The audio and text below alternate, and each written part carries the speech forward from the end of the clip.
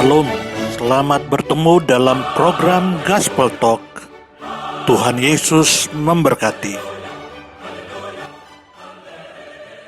Bapak, Ibu, Saudara sekalian, dalam anugerah Allah Tritunggal, kita kembali dapat bertemu dalam program Gospel Talk saat ini. Mari kita berdoa sebelum kita mulai lebih jauh dalam program Gospel Talk ini.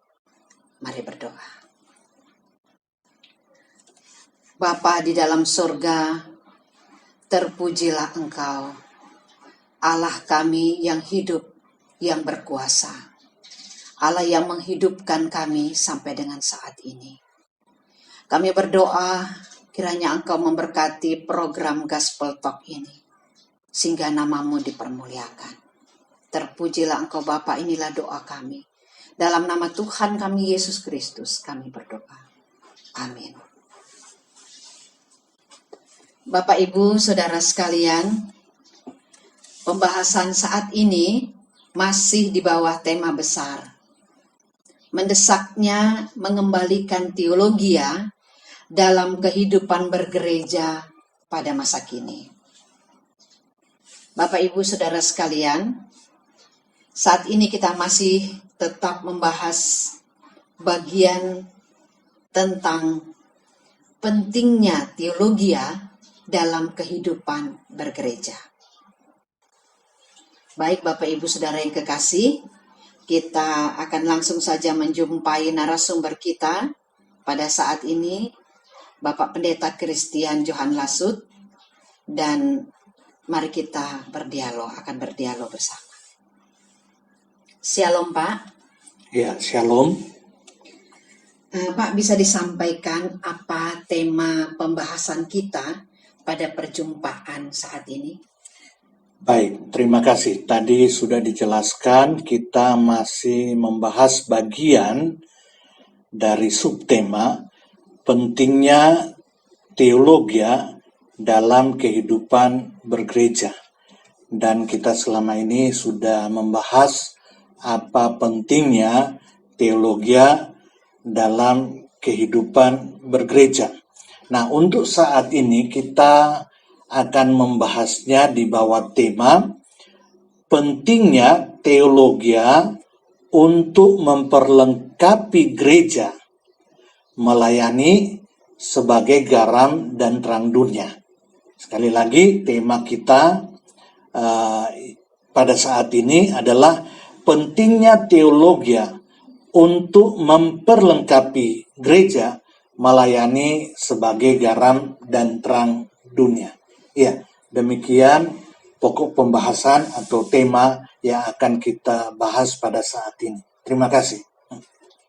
Ya, Bapak Ibu Saudara sekalian, kita sudah mendengarkan tema yang disampaikan oleh Pak Christian, pentingnya teologia untuk memperlengkapi gereja melayani sebagai garam dan terang dunia. Untuk mengingatkan kita semua tentang apa artinya teologia dan mengapa penting dalam kehidupan bergereja. Bisakah Bapak menjelaskan kembali tentang secara ringkas pengertian teologia dalam hubungannya dengan dogma dan doktrin? Ya, baik, terima kasih.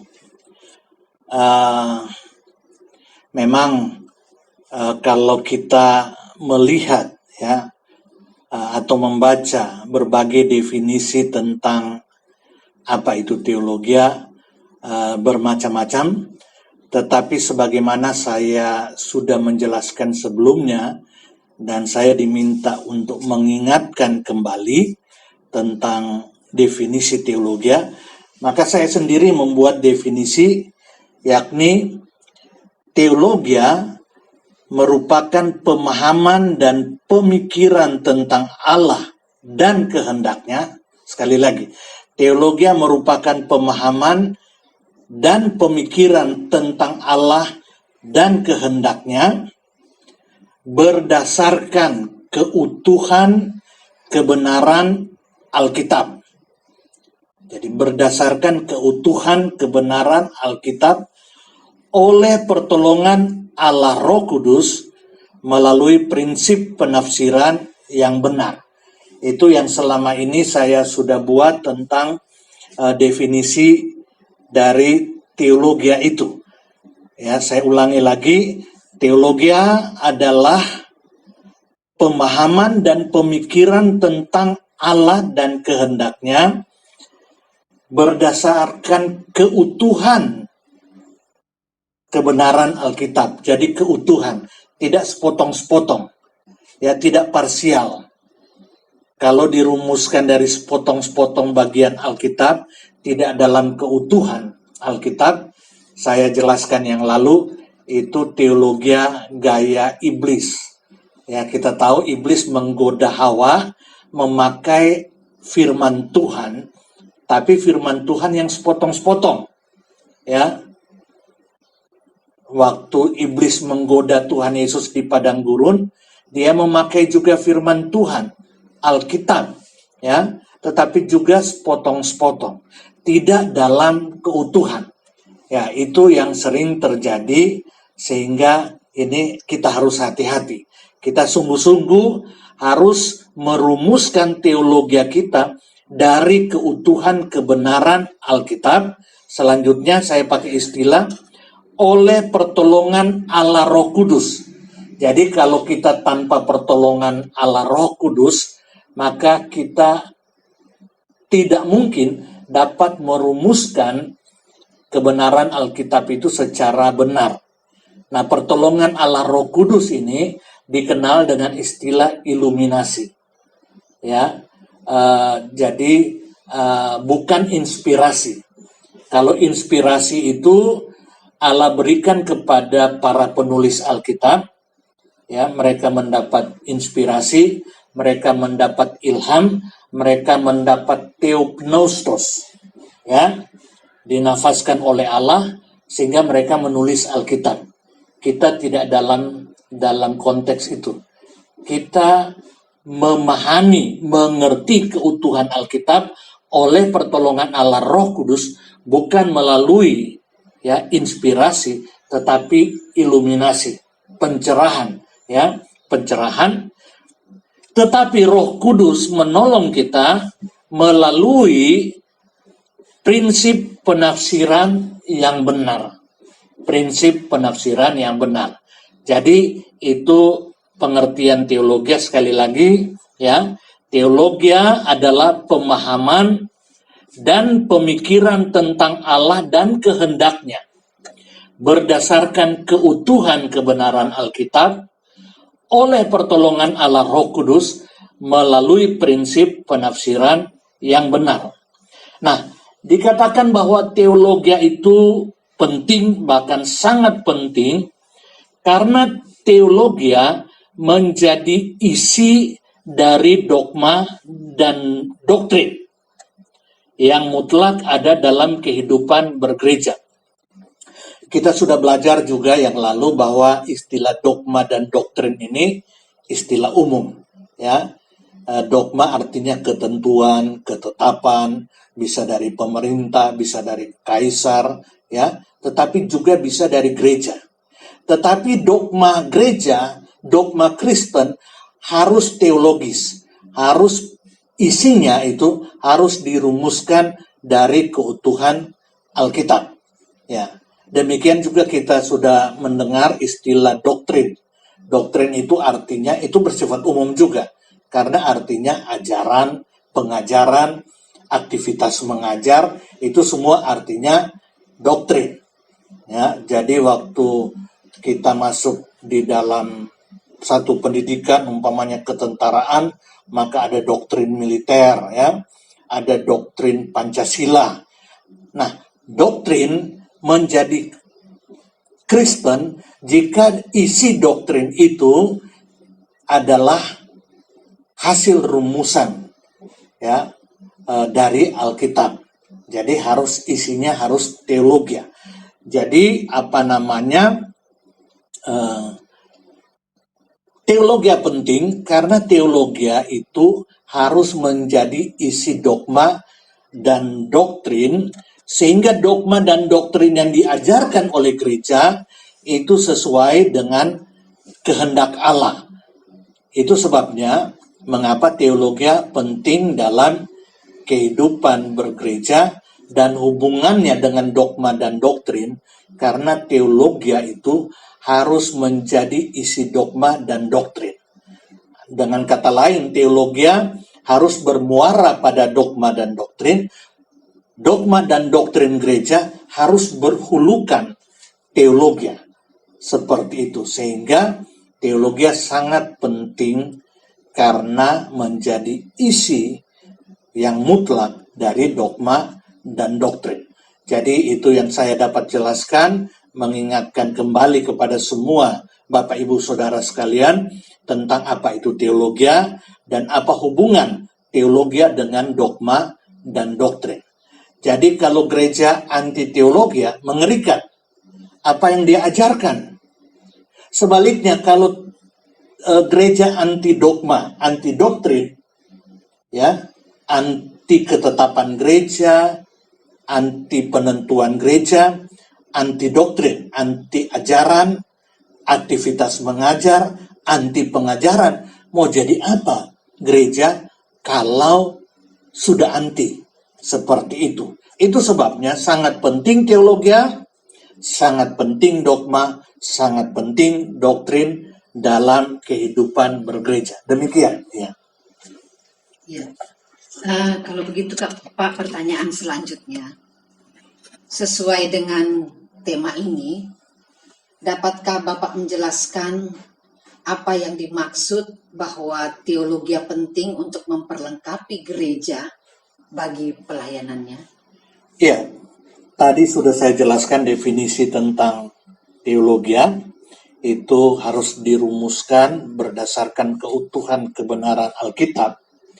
Keutuhan kebenaran Alkitab yang dirumuskan menjadi teologi seharusnya juga menjadi modul, menjadi bahan ajar, bahan latih, ya, menjadi modul yang mutlak bagi pengajaran dan pelatihan untuk memperlengkapi gereja sehingga dapat melayani sesuai dengan kehendak Tuhan. Jadi teologi yang dirumuskan dari keutuhan Alkitab seharusnya menghasilkan bahan ajar, seharusnya menghasilkan modul pengajaran, ya, untuk memperlengkapi gereja sehingga gereja mampu melayani. Dalam Efesus 2 ayat 10 ditegaskan tentang tugas orang percaya, yakni orang-orang yang sudah mengalami keselamatan. Di dalam Efesus 2 ayat 10 dikatakan, saya bacakan untuk kita, karena kita ini buatan Allah. Jadi kalau dikatakan buatan itu, kita diciptakan, ya, oleh Allah. Kita juga diciptakan baru oleh Allah. Jadi dikatakan, karena kita ini buatan Allah, diciptakan dalam Kristus Yesus untuk melakukan pekerjaan baik. Jadi tujuan Allah menciptakan kita di dalam Yesus untuk melakukan pekerjaan baik yang dipersiapkan Allah sebelumnya. Jadi rupanya sejak kekekalan Allah sudah punya tujuan apa yang harus dikerjakan oleh manusia ciptaannya. Dan dikatakan, ia mau supaya kita hidup di dalamnya. Jadi, Efesus 2 ayat 10 menegaskan, sekali lagi, karena kita ini buatan Allah, diciptakan dalam Kristus Yesus untuk melakukan pekerjaan baik yang dipersiapkan Allah sebelumnya, ia mau supaya kita hidup di dalamnya. Nah, karena ada pekerjaan yang harus dikerjakan oleh orang percaya, oleh gereja, maka gereja perlu diperlengkapi sehingga mampu melaksanakan pekerjaan baik yang sudah Allah persiapkan sebelumnya. Karena Allah mau kita hidup di dalamnya. Nah, memperlengkapi ini sehingga mampu melakukan pekerjaan baik, mampu melayani Tuhan. Disinilah diperlukan teologi. Selanjutnya kita juga dapat memperhatikan dalam Efesus 4 ayat 9 sampai 16, ayat 9 sampai 16 itu ayat 11 sampai 16 ya, itu juga dijelaskan tentang tugas gereja. Dikatakan demikian, ya, bukankah ia telah naik, berarti ia juga telah turun ke bagian bumi yang paling bawah. Ia yang telah turun, ia juga yang telah naik jauh lebih tinggi daripada semua langit untuk memenuhkan segala sesuatu.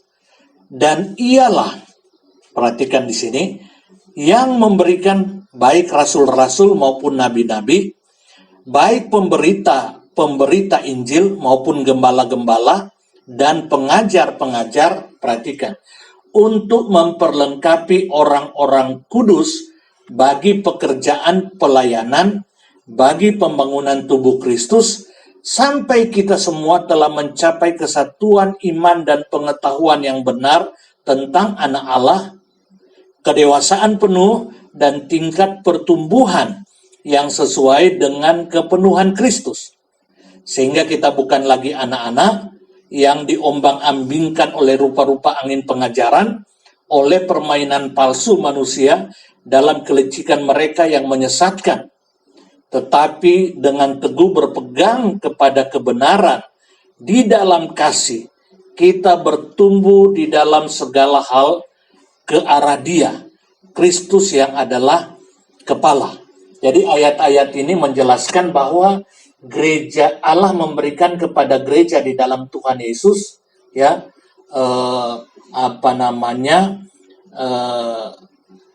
pengajar-pengajar, dikatakan di sana. Yang pertama pemberita Injil, ya, pemberita Injil, rasul-rasul, nabi-nabi, pemberita-pemberita Injil, gembala-gembala dan pengajar-pengajar, ya. Tujuannya apa? Dikatakan untuk memperlengkapi orang kudus bagi pekerjaan pelayanan. Pelayanan seperti apa? Bagi pembangunan tubuh Kristus, ya, supaya apa? Ya, supaya kita tidak tersesat, ya. Dikatakan sehingga kita bukan lagi anak-anak yang diombang-ambingkan oleh rupa-rupa angin pengajaran, oleh permainan palsu manusia dalam kelicikan mereka yang menyesatkan. Jadi kalau kita tidak memiliki teologi yang dirumuskan dari keutuhan Alkitab, ya, maka kita sulit menjadi teguh, sehingga kita akan gampang terombang-ambing oleh kelicikan, termasuk kelicikan dalam ajaran yang muncul dari dalam kekristenan, sehingga kita dapat tersesat atau gampang tersesat. Tetapi kalau kita memiliki teologi, dan teologi itu menjadi isi dogma dan doktrin yang benar, dan itu diajarkan, maka gereja diperlengkapi untuk bertumbuh dan sekaligus melayani. Ya. Kita juga ingat Matius 28 ayat 19 sampai 20a, ya. Kita diberikan perintah, pergilah, jadikanlah semua bangsa muridku, murid Yesus. Nah, hanya orang yang sudah belajar, sudah diperlengkapi sebagai murid, yang dapat pergi menjadikan orang lain murid. Jadi tugas gereja sangat penting menjadikan, ya, orang percaya itu murid, ya, sehingga dapat pergi menjadikan orang lain murid. Tidak mungkin ada orang yang mampu pergi menjadikan orang lain murid Yesus kalau dia sendiri tidak menjadi murid. Nah, teologi memperlengkapi gereja, orang percaya, ya, menjadi dewasa dalam Tuhan sehingga mampu melayani dan mampu, kemarin atau perjumpaan kita sebelumnya dikatakan teologia itu menjaga dan membela gereja, mampu terlindung dari penyesatan dan mampu menjadi murid untuk menjadikan orang lain murid Yesus. Jadi di sini artinya teologia memperlengkapi gereja untuk melayani secara khusus, ya, memperlengkapi sehingga menjadi dewasa, mampu melayani, mampu menghadapi tantangan penyesatan, ya, dan mampu untuk melaksanakan mandat Tuhan, pergi menjadikan orang lain murid Yesus. Itu artinya teologi penting memperlengkapi gereja untuk melayani. Iya, demikian, iya. Ya, baik Pak. Selanjutnya di tema kita ditegaskan bahwa teologia itu memperlengkapi gereja untuk melayani sebagai garam dan terang dunia. Nah, apa maksudnya ini, Pak? Iya, jadi bukan saja sekedar memperlengkapi gereja mampu melayani, tetapi juga dikatakan memperlengkapi gereja, ya, untuk melayani sebagai garam dan terang dunia. Mengapa? Karena hakikat gereja itu, hakikat orang percaya, hakikat, ya, setelah dia diselamatkan, dia, ya, hakikatnya menjadi garam dan terang dunia. Bukan akan menjadi garam dan terang dunia, tetapi adalah garam dan terang dunia, ya, seperti itu, ya. Tinggal bagaimana supaya gereja yang adalah garam dan terang dunia sungguh-sungguh berfungsi sebagai garam dan terang dunia dalam pelayanannya, dalam kehidupannya. Nah, di sini diperlukan teologia untuk memperlengkapi sehingga orang percaya, gereja, mampu berfungsi sesuai hakikatnya sebagai garam dan terang dunia. Di dalam Matius 5 ayat 13 sampai 14a dikatakan, kamu adalah garam dunia. Ya, baru dikatakan kamu adalah terang dunia. Seperti itu. Kamu adalah garam dunia. Kamu adalah terang dunia. Ya. Jadi untuk dapat berfungsi, ya, sebagai garam dan terang dunia, maka gereja perlu diperlengkapi. Melalui apa?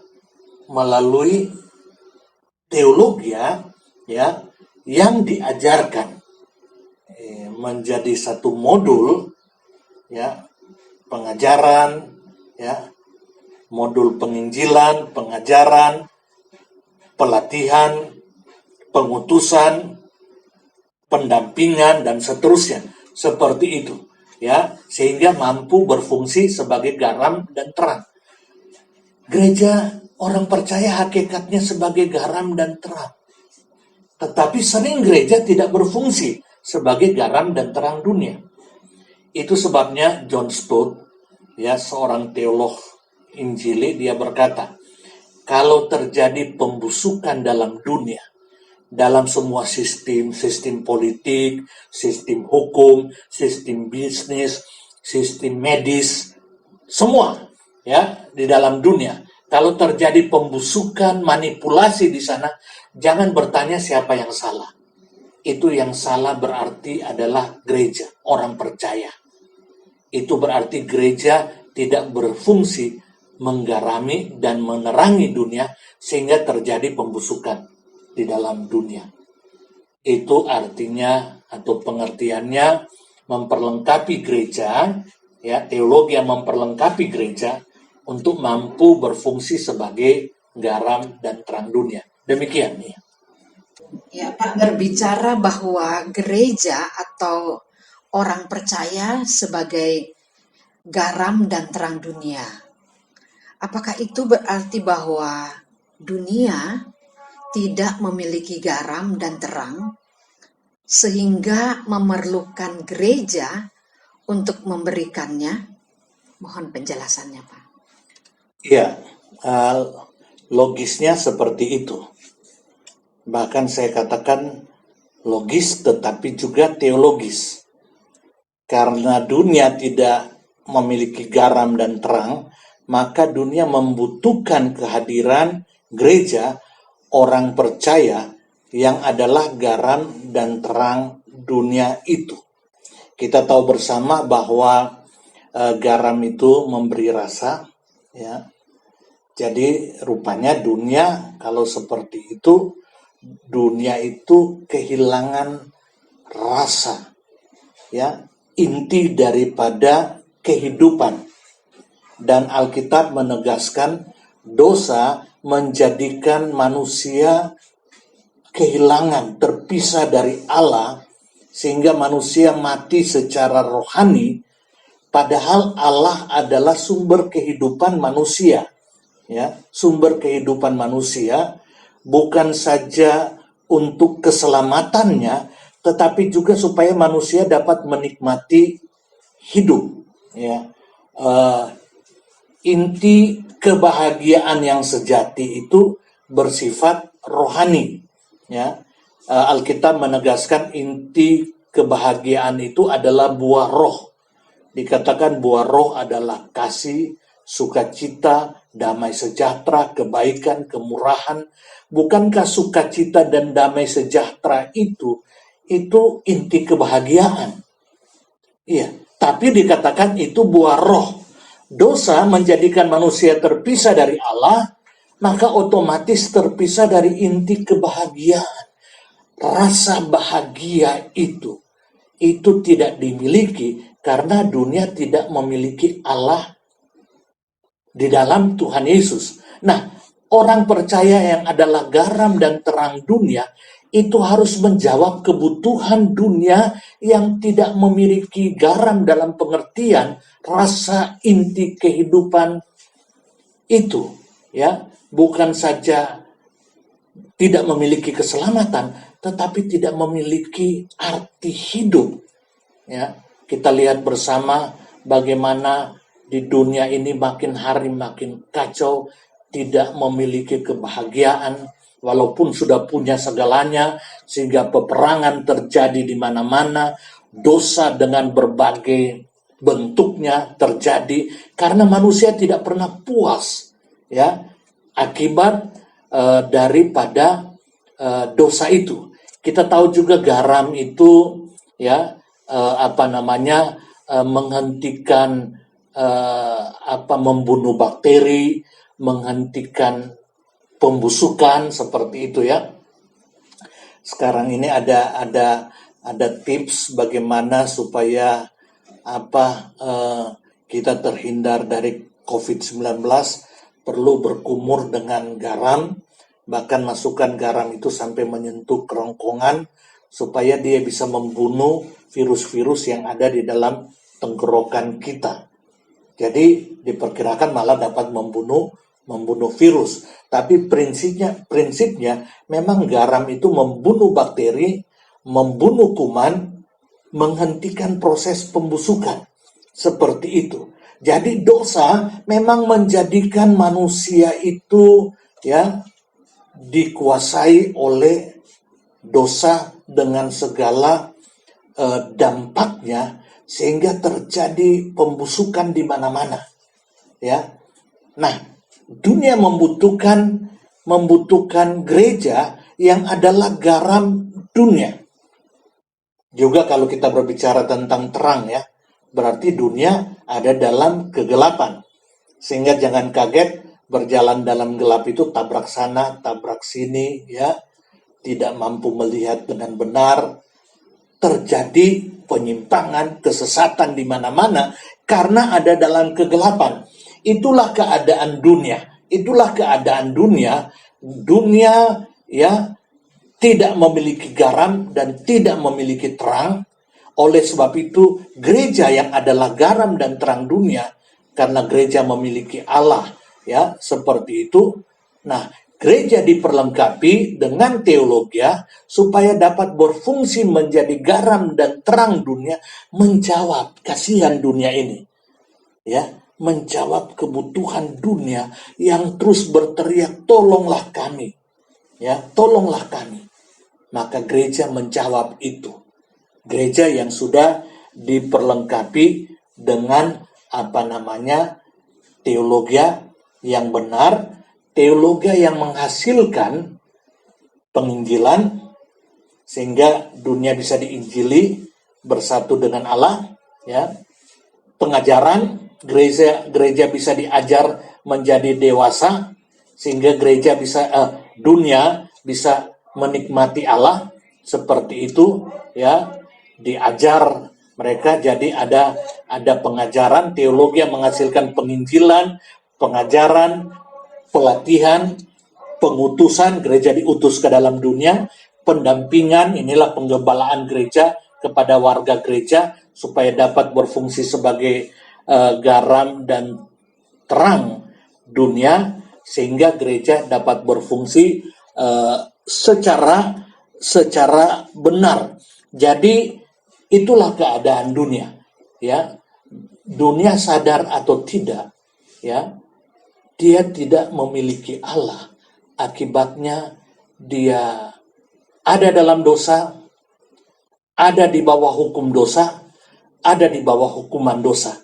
Ya, karena Allah Maha Kudus, Maha Benar, tidak ada satu titik dosa yang bisa bersatu dengan Allah.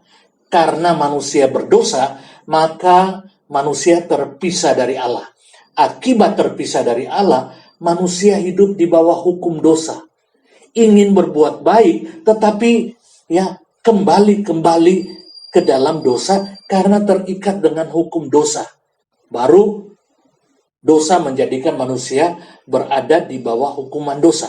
Nah, gereja diutus Allah, ya, untuk menggarami, menerangi dunia melalui penginjilan, pengajaran, pelatihan, pengutusan, pendampingan, ya, sehingga mampu menjadi garam dan terang dunia, sehingga bisa membawa dunia dapat bersekutu dengan Allah, dapat menikmati Allah, dan dapat memuliakan Allah.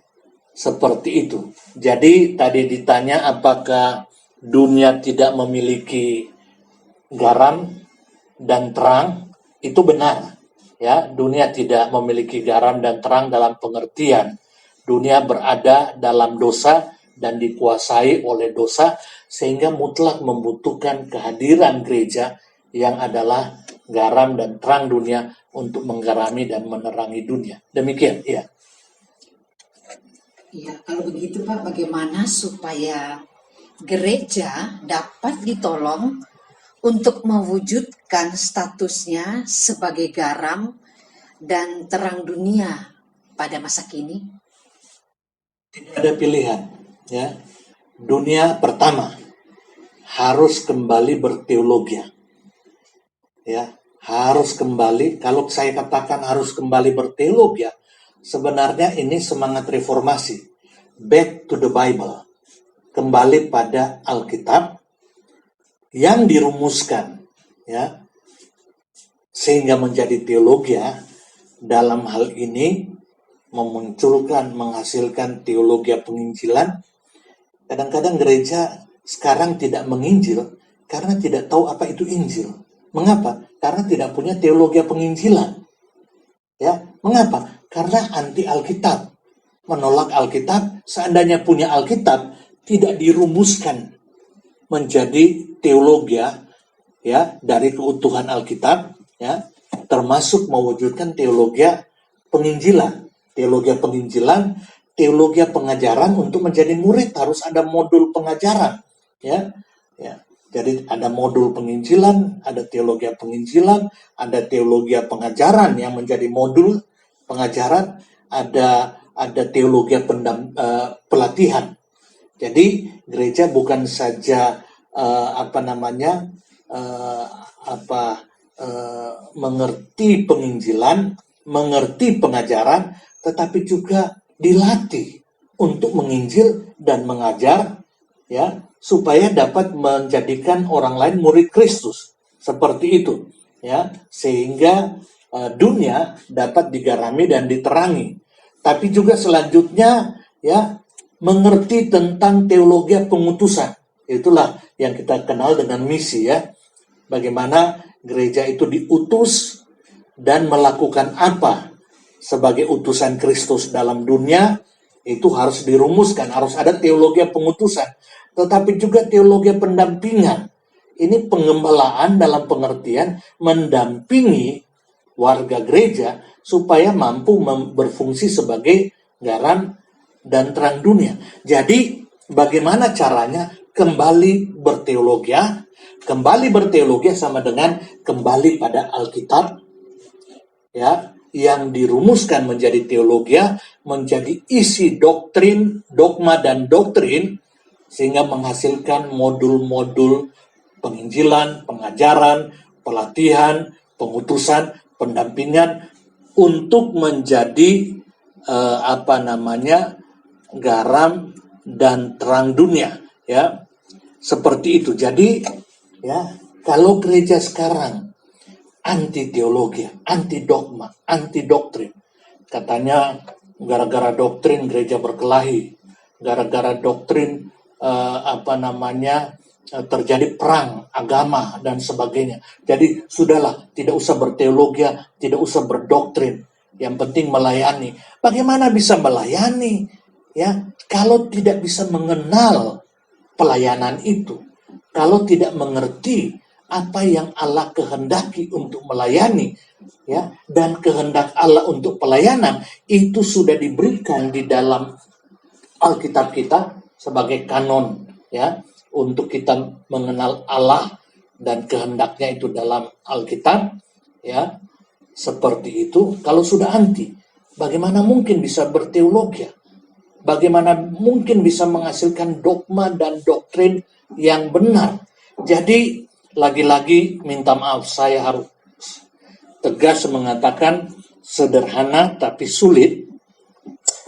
Back to the Bible, kembali berteologi, ya, menghasilkan dogma dan doktrin yang alkitabiah, yang benar, ya, sehingga memunculkan modul-modul penginjilan, pengajaran dan seterusnya, seperti itu, ya.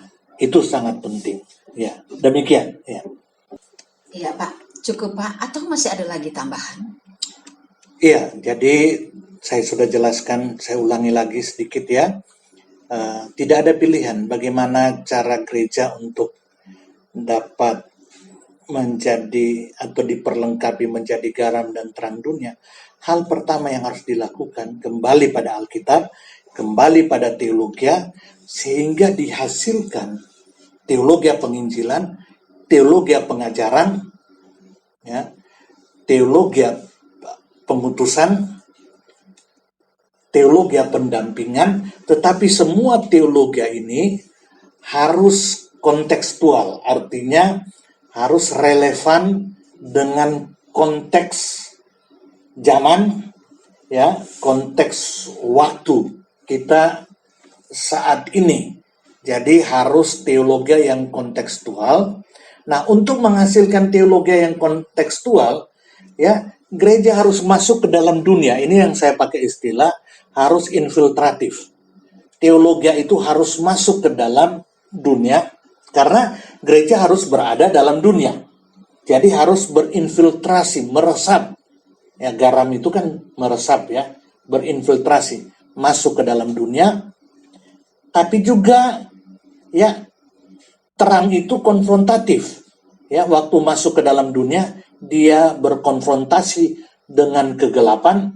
Jadi segala sesuatu yang ada dalam dunia yang gelap itu perlu disingkirkan, tetapi yang tidak gelap, yang tidak diwarnai dosa, ya itu perlu diambil, perlu dilestarikan. Ini prinsip kontekstualisasi, ya, kontekstual teologi yang kontekstual itu, ya, harus masuk ke dalam dunia, infiltratif, menerangi dunia, konfrontatif, mengusir dosa dari dunia bisnis, dunia politik, ya, dari budaya, adat istiadat, ya. Sebab kalau tidak nanti Tidak melalui proses itu terjadi percampuran ya, percampuran gelap dan terang itu tidak mungkin ya, tidak mungkin, seharusnya tidak mungkin. Jadi konfrontasi ya, konfrontatif, integratif, yang benar, yang tidak mengandung dosa itu perlu dipadukan dengan teologi sehingga menghasilkan kristalisasi ya, hasil teologi yang dihasilkan dari integrasi itu dengan berbagai kebenaran-kebenaran alam, kebenaran ilmiah, kebenaran sosial ya, dia berintegrasi sehingga menghasilkan ya kristalisasi teologi. Kita dulu mendengar ada istilah antropologi, sosiologi, biologi, itu dari kata ya antropos dan logos. Seharusnya itu logos itu berbicara firman. Seharusnya itu merupakan kristalisasi teologi dalam hal manusia. Jadi itu sebabnya saya katakan teologi yang sudah dijelaskan tadi ya, yang menghasilkan teologi penginjilan, teologi pengajaran, teologi pelatihan ya, saya lupa tadi. Terus teologi pendampingan, pengutusan dan teologi pendampingan, seharusnya itu menghasilkan teologi kontekstual sehingga dapat mendarat dalam dunia supaya dapat menjadi garam dan terang dunia melalui proses tadi, infiltrasi, konfrontasi, integrasi ya, dan kristalisasi teologi yang pada akhirnya dapat memuliakan Tuhan. Demikian, iya. Ya. Bapak Ibu Saudara sekalian, tidak gampang. Tugas gereja haruslah berteologia dengan teologia yang berorientasi bagi pelayanannya sebagai garam dan terang dunia secara multiplikatif. Dan dalam pembahasan kita saat ini, makin terlihat pentingnya teologi. Karena hanya dengan teologi yang benar, gereja dapat menjadi gereja yang benar, yakni gereja yang berfungsi sesuai hakikatnya, yakni berfungsi sebagai garam dan terang dunia, yakni dunia yang secara sadar maupun tidak sadar sedang berseru, datanglah kemari dan tolonglah kami. Bapak Ibu Saudara sekalian, sampai di sini perjumpaan kita, dan mohon kesediaan Bapak Pendeta Christian Lasut untuk menutup perjumpaan kita dengan doa pada saat ini. Ya. Kiranya anugerah Tuhan Yesus Kristus, kasih Allah Bapa, kekuatan dan pertolongan Allah Roh Kudus menolong saudara sekalian, menolong gereja untuk mampu berteologi menjadi garam dan terang dunia. Sekarang ini, bahkan terus kekal selama-lamanya. Amin. Ya Bapak Ibu Saudara sekalian yang diberkati Tuhan, akhirnya selesai juga perjumpaan kita, dan sampai bertemu minggu depan. Tuhan Yesus memberkati kita semua. Shalom.